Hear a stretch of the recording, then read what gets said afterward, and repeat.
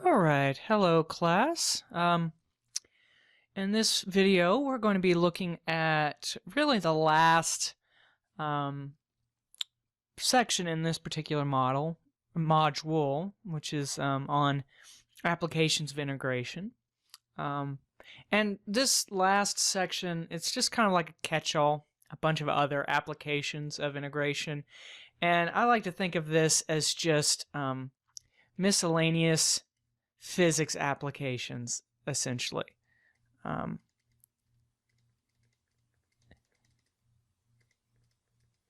right, so we're sort of leaving the geometry thing for now, and this should be a lot easier to process and get your head around than some of the other examples we've looked at, because it really does sort of kind of fall under a just set up the integral and get at it. Okay. All right, so in your Calculus 1 class, it's very likely when you first learned about integration that you did so in terms of displacement, right? Which the displacement is the velocity times the time. And how we moved from a constant velocity.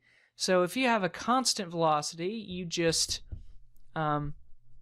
multiply, right? You multiply your velocity times your time. If you say have miles per hour here, that's miles over hours. You multiply by time, which would say be in hours, and you end up with miles, and you get your displacement. And you can break it up into a bunch of different pieces and what have you. But the how you dealt with a variable velocity,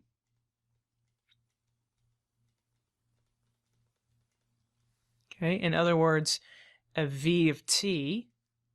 So suppose that this axis here is the velocity, and this x-axis here is your time. Then if we took the integral from, say, a to b, right, that integral actually ends up being the displacement, okay, from t equals a to t equals b is actually the integral from a to b of, I didn't really name this. Oh yeah, I did. There it is. V of t. So be the definite integral from a to b of v of t dt. Okay, so that is usually how integration, at least definite integrals, are first discussed. It's in terms of displacement from velocity. So the area under the curve corresponds to the displacement of a variable velocity, so a velocity that does not remain constant. Well, it turns out that we can do this same thing really with any sort of formula that ends up being a multiplication. Okay, so we can extend this to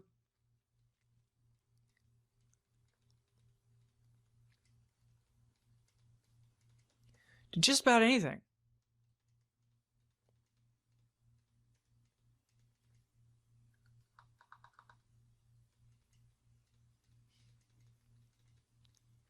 Okay, because what integral does is it takes what would normally be a constant multiplication and turns it into a variable multiplication, where what you're multiplying by varies for each time.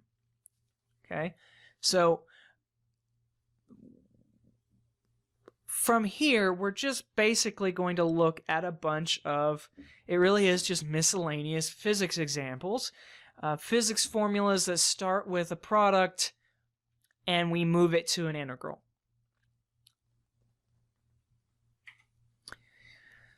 All right, so the first example we'll look at, it's what's called linear density or linear mass. it's a little, it's kind of, I don't want to say far-fetched or anything, but it's kind of an approximation where you simplify the formula for mass when you're talking about a wire. So this would be talking about like the mass of a wire. Okay, so you can make an assumption that the wire is just a line, okay, and at different points it will have different densities. All right, so it might be fairly dense over here, and then it starts maybe increasing and maybe decreasing. Right, so at different points along the line, different points along the wire, you have different densities. So assuming a very thin wire can be represented as a line, and this is where the sort of simplification comes from, because technically a wire is not a line, right? It does have a three-dimensional sort of space that it takes up. It's a three-dimensional object, but when it's really small, when we're talking about lengths that are like 0.009 inches in diameter, the volume comes out to be sort of minuscule when compared to the length. Okay, so assuming a very thin wire can be represented as a one-dimensional line, okay, its mass can be calculated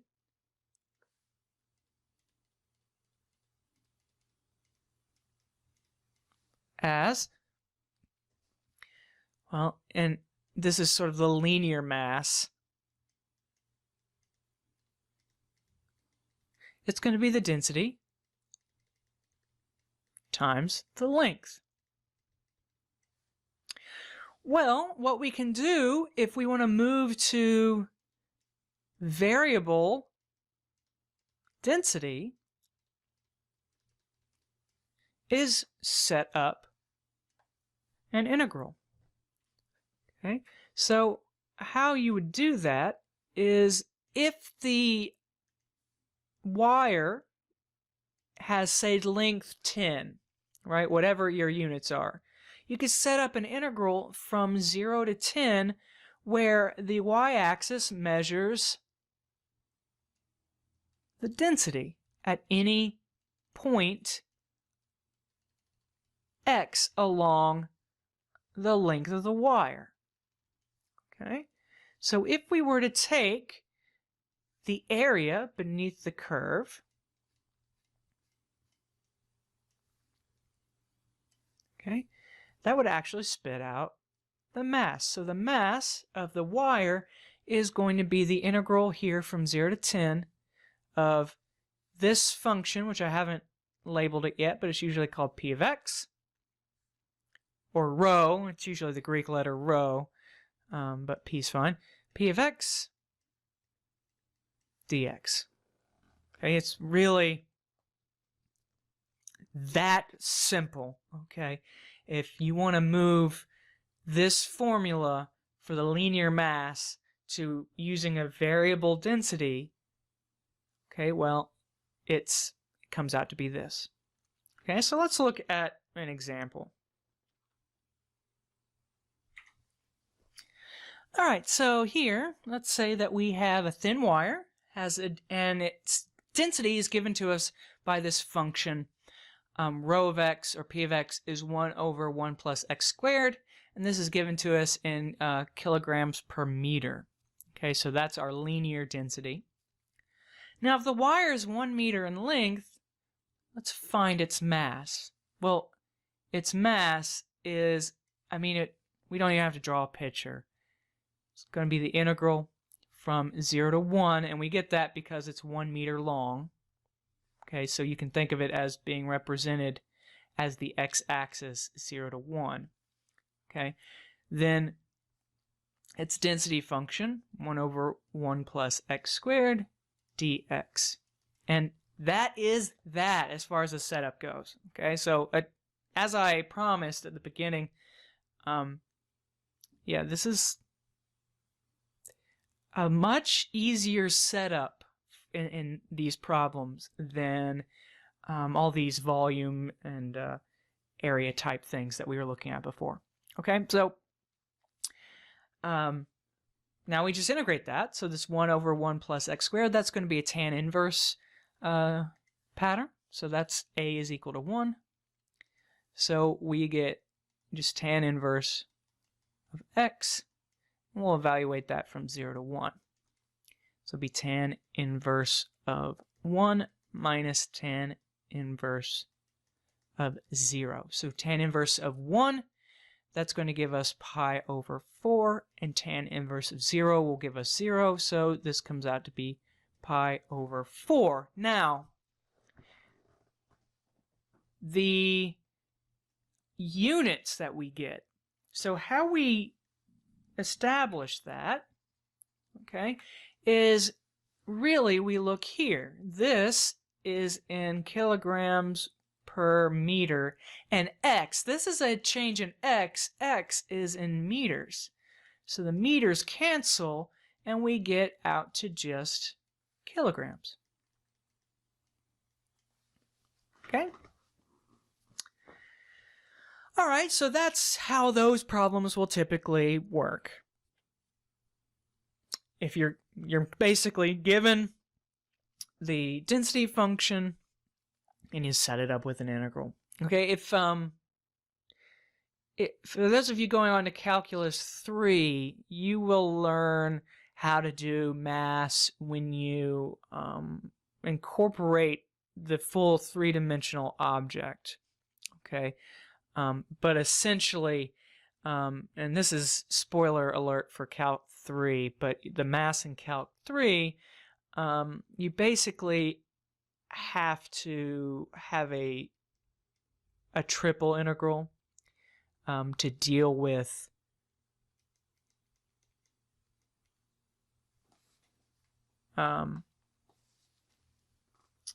basically to deal with, you know, the three dimensions that you're talking about,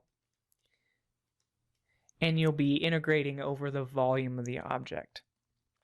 Okay, so this does eventually move to more applicable things where you incorporate the three-dimensional space. But for right now, since we don't have these tools yet, this is our first step into that environment. Okay, so let's look at another physics-y type thing in our next example. All right, so the next one we're going to talk about is work. Okay, so if we have an object and a force acts on this object, okay, and it causes the object to move with a certain displacement,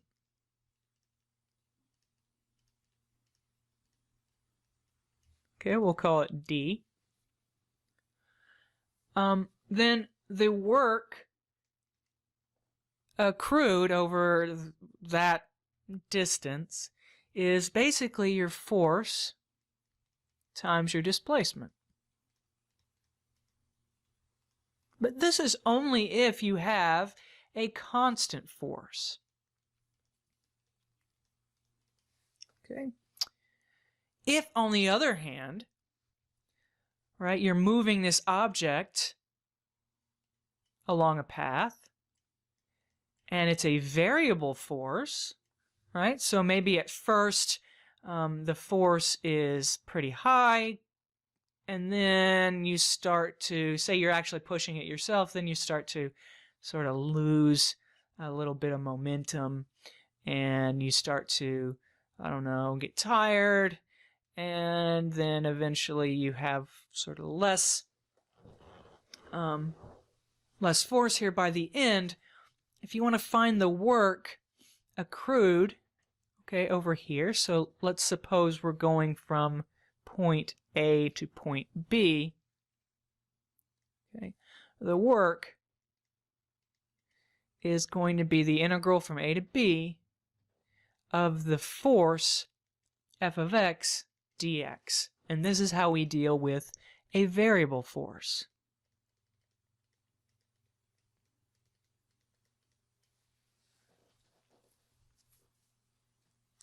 All right, so let's look at an example utilizing this. Okay, so the examples where, say, you're just given the force and you're told it pushes an object a certain distance. Okay, so those you just, you put in the integral. There are some problems, though, where you're not actually given the formula.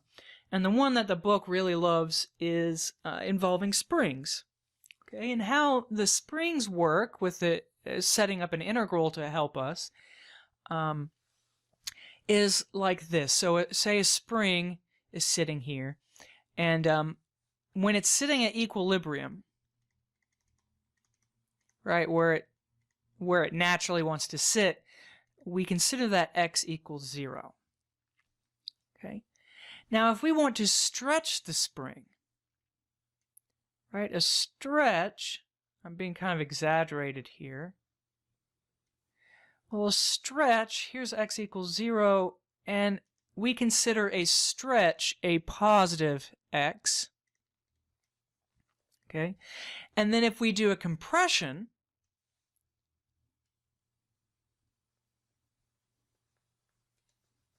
right, that is what we would consider a negative x.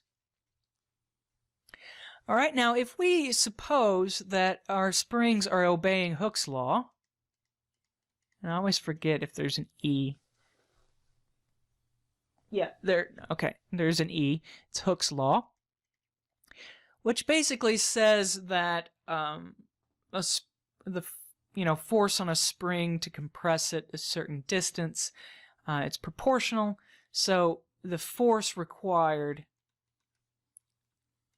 to stretch or compress a spring is given by this function here, kx, where k is the constant that sort of dictates how tough the spring is, right? How rigid is it? How much force is required to stretch it or compress it a certain length. Okay, so x is the amount stretched or compressed. Okay, so the force required to just let it sit at equilibrium, you would plug in 0 and you'll get 0. Okay, the force required to stretch it, say 10 meters, you'd put 10 in, and it'd be 10 times k, whatever k is. Okay, and then compressing the same way, notice that you'll get a negative value for your force. And something to remember about physics is that negative, when it comes to like forces or velocity or whatever, it's really talking about a direction. Okay, what direction is it being moved in, the positive direction or the negative direction? It does not necessarily mean it is negative force in the sense of like, taking force away or anything like that. It's just more about what direction we're talking about. All right, so let's look at an example using Hooke's law. So this we kind of have to set up the function ourselves, but other than that, it basically works the same way. You just throw it in an integral once you get it and crank it out. All right, so let's suppose that a force of 10 newtons is required to stretch a spring 0.1 meters from its equilibrium and hold it in that position. So if we're assuming that the spring obeys Hooke's law, find the spring constant k. All right, so in order to do that, Hooke's law essentially says that f of x is equal to kx. Okay, and then we just plug in what we know. We know a force of 10 newtons, so here's our 10 newtons, is required to stretch the string, I keep saying string, spring 0.1 meters from its equilibrium. So that would be k times 0.1. Okay, so this should tell us that k is equal to 100 when we throw this over to the other side, when we divide both sides by the 0.1. So our spring constant is 100. Okay, so now that we have our k, or spring constant, we can start focusing on the next part. All right, so let me put that down. You don't have to see me write that. I'll be Okay, so for part B, how much work is needed to compress the spring 0.5 meters from its equilibrium? All right, so this is going to feel a little strange, and I don't think I mentioned this when I first set up the formula, but compressing, so if here's the spring, okay, and say here's equilibrium, that means we're going to x is equal to negative 0.5, right? So we're compressing, so we're going into the x, into the negative x direction. However, and this is going to seem a little odd, but the work, it's actually going to be the integral from 0 to negative 0.5. And the reason for that is because direction here matters. Okay, we are going from 0, the equilibrium point, to this point, negative 0.5. Okay, so it's the from and to.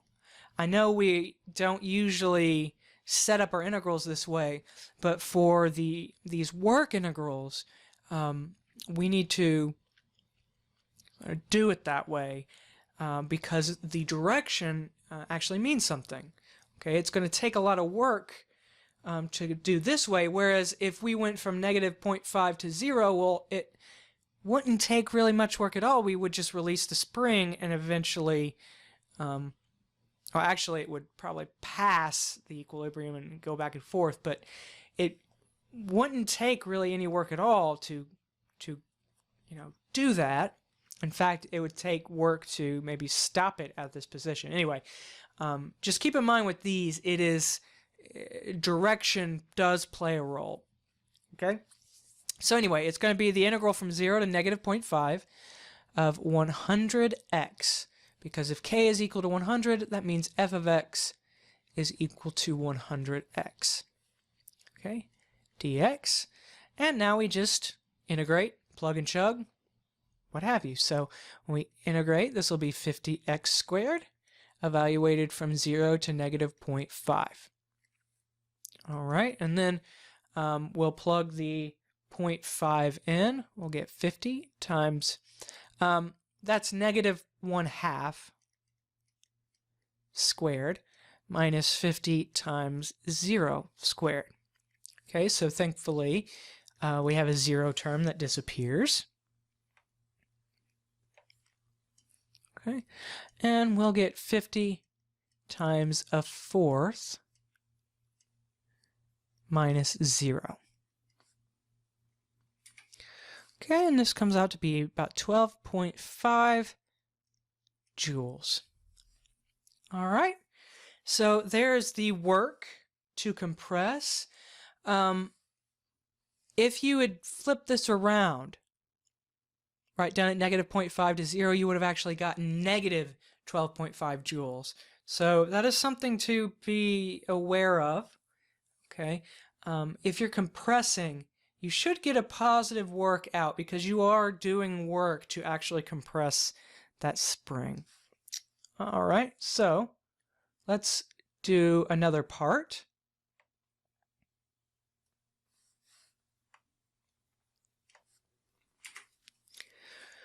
Okay, I put C and D together here because now that we have K, which is 100,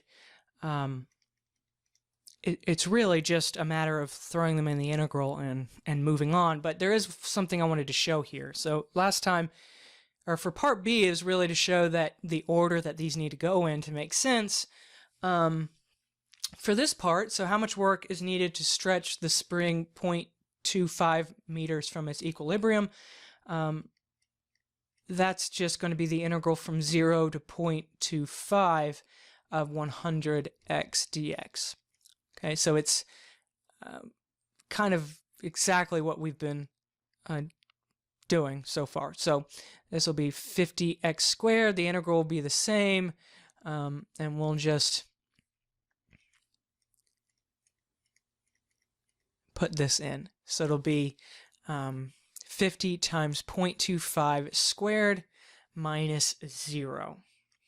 All right, so 50 times 0.25 squared ends up being about 3.125 joules. Okay, so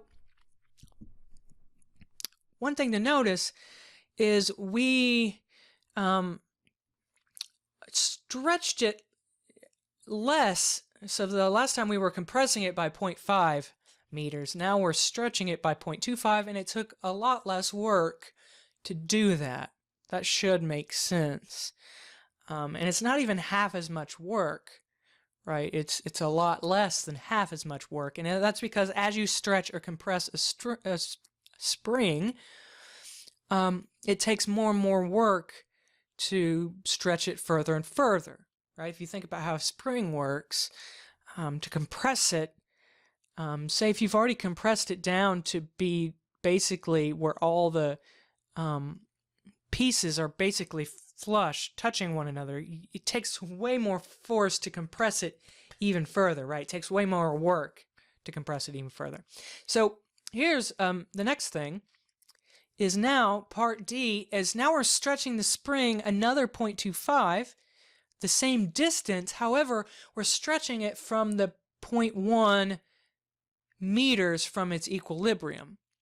Okay, so that means we're actually going from 0.1 and then another 0.25, so from to 0.35. Okay, so it's the same length that we are stretching it.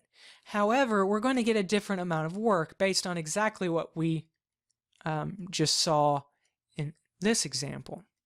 Okay, so we go from 0.1 to 0.35.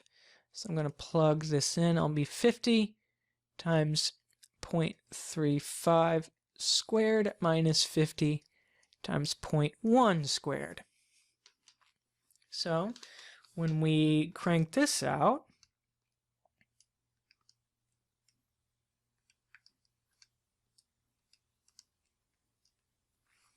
I got, provided I plug this in right, about 5.625 joules. Okay, so to go from equilibrium, zero position, and stretch it out 0.25 meters from there, like out to 2.5 meters, took 3.125 joules. However, if it was already stretched out to 0.1 and then stretched another 0.25 meters, it took more work to do that. And that is essentially, as I said, because it takes the further and further you stretch a spring, the more and more work that's going to be required to do so. Okay, and so the integral actually takes this into account and employs it as part of the process. Okay, let's look at another type of work example, one where maybe the formula is not given to you. All right, the next work example I'd like to look at is lifting problems. So the amount of work required to lift an object of basically of mass m, let's say the mass is m, it ends up being, your force times your distance, which ends up being the mass times the gravity times y, where y is the amount that you're lifting vertically, right? The distance vertically. Okay. Now, if you're lifting something that is just like, say you have a rock and you decide to just lift it up a certain amount of meters, then, and you use a constant force, you can just use this formula, okay? But if what you're doing is lifting a chain, right, or a rope, well, integration actually ends up being necessary because each link of the chain, say this length, versus, say, this link in the chain, are being lifted at different distances. Okay, so each link has to be lifted by a specific amount, just based on where its position is. So when lifting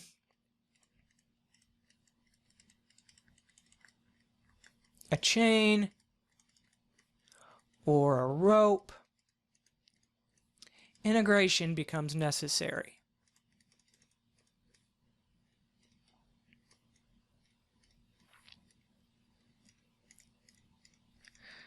And it's because the distance lifted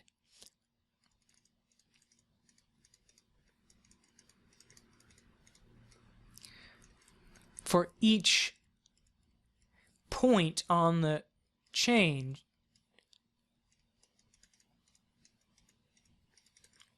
is variable. So it's not so much that say the density or the mass of the chain is variable, it's that the height of each piece that's being lifted is variable. Okay, so I won't go into huge details here, but what ends up happening is your work ends up being the integral from 0 to L times rho times g times L minus y dy. Okay, so what are these things? Well, L, that's the total length that you are lifting. All right, so this L is the length of the chain or rope. Okay, so in other words, y equals L, this corresponds to the top of the chain.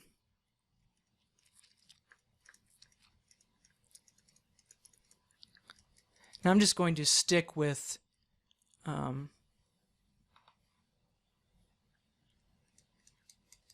chain for now. Okay, and then y equals 0, that corresponds to the bottom of the chain.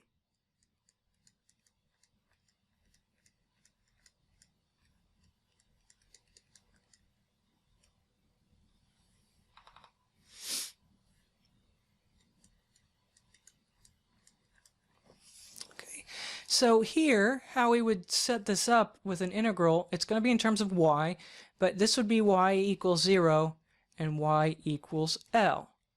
All right? Okay. So now, so that's L. P, or rho, often, this is the density of the chain. Now we're assuming that that remains constant. However, if that became variable as well, then you'd likely have to do a double integral or something along those lines. And then G is the force due to gravity.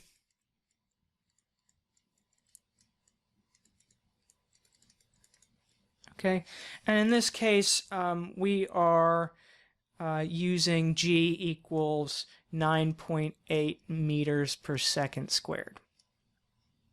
Okay, so we're using the whole meters and whatnot.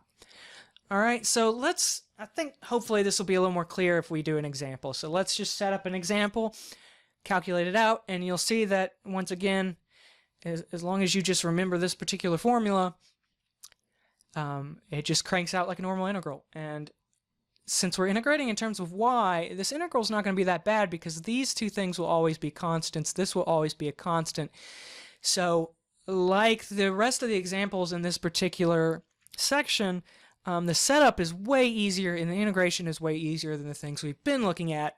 So a nice little respite from sort of the nastiness we have been dealing with so far. Okay, so for this example, we have a 10-meter chain with density of 1.5 kilograms per meter hangs from a platform that is 11 meters from the ground. We want to compute the work required to lift the chain to the platform. All right, so we've got a platform here that's 11 meters high, and then we have a chain that hangs off of it that's 10 meters. Now, it doesn't actually matter, since we're making all these assumptions here. Okay, this is sort of baby physics, not necessarily super realistic physics at this moment, but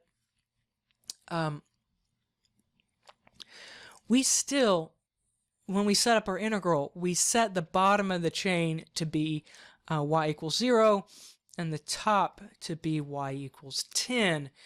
We don't actually worry that much about the platform being higher. You could set up the integral to be y equals 1 to y equals 11, and you'd actually get the same thing. Okay, so we're just not going to worry about it and use the easier numbers. So the work will be the integral from 0 to 10, and then we had the density times g times L minus y dy. So let's fill some of these things in. All right, so we have 0 to 10. P, or the rho, that's our density, so that's 1.5. Okay. The gravity, that's 9.8. Okay. L is 10, and y just stays as y. Okay, so if we simplify these a little bit, so 1.5 times the 9.8 comes out to be